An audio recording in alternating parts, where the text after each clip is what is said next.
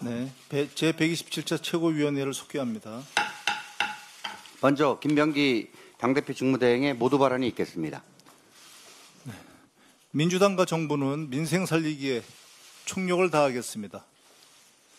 어제 이재명 정부의 첫 고위 당정 협의회가 있었습니다. 물가 안정, 폭염 대책, 추경 집행 등 국민의 삶과 직결된 민생 현안을 점검하고 구체적인 실행 계획을 논의했습니다. 민주당과 이재명 정부는 민생 경제 회복을 위해 속도전, 총력전을 펼치고 있습니다.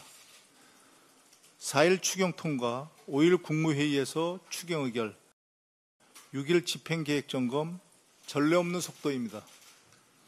빠른 속도만큼이나 섬세한 집행이 매우 중요합니다. 사각지대를 놓치지 않겠습니다.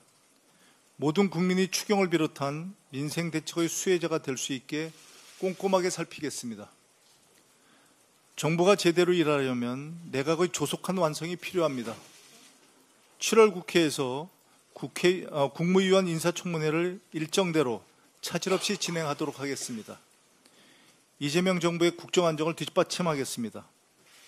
때와 조건을 따지며 시간을 지체하지 않겠습니다. 당장 할 수 있는 일, 국민께서 꼭 필요하다고 말씀하시는 일이라면 주저없이 행동하겠습니다.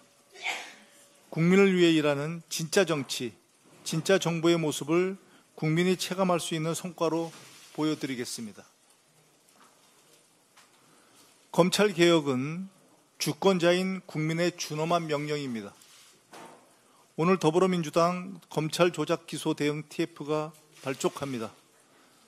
윤석열 정부의 정치검찰은 기획, 표적, 조작 수사를 반복적으로 자행해왔습니다.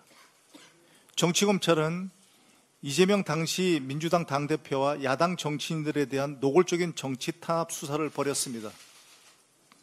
무분별한 정치적 기소, 압수수색 등으로 큰 고통을 주었고 이 고통은 현재 진행형입니다. 정권의 비판적이었던 언론인, 노동자 등을 비롯한 민주주의를 바라는 많은 국민이 부당한 피해와 희생을 강요당했습니다. 검찰에 강력하게 촉구합니다. 윤석열 검찰공화국에서 자행된 모든 기획, 표적, 조작 수사에 대해서 국민 앞에 사죄하십시오. 정치검찰이 만든 악패의 청산을 약속하고 정치 사건을 전수조사해서 검찰 스스로 결자 해제하십시오. 정치 탄압의 희생양이 된 피해자들의 명예를 즉각 회복시켜 주십시오. 이를 위해서 조작 수사 등 패습의 실체를 낱낱이 밝힐 독립기구 설치를 제안하는 바입니다. 민주당은 정권을 위한 검찰이 아닌 국민을 위한 검찰을 만들기 위해 검찰개혁을 반드시 완수하겠습니다. 수사 기소의 완전한 분리, 검찰 권력에 대한 실질적 견제, 정치적 중립의 제도화를 신속히 단행할 것을 약속드립니다. 내란 숙의 윤석열에게 한 채 관용도 베풀면 안 됩니다. 어제 내란 특검이 윤석열에 대한 구속영장을 청구했습니다. 구속 취소 4개월 만입니다.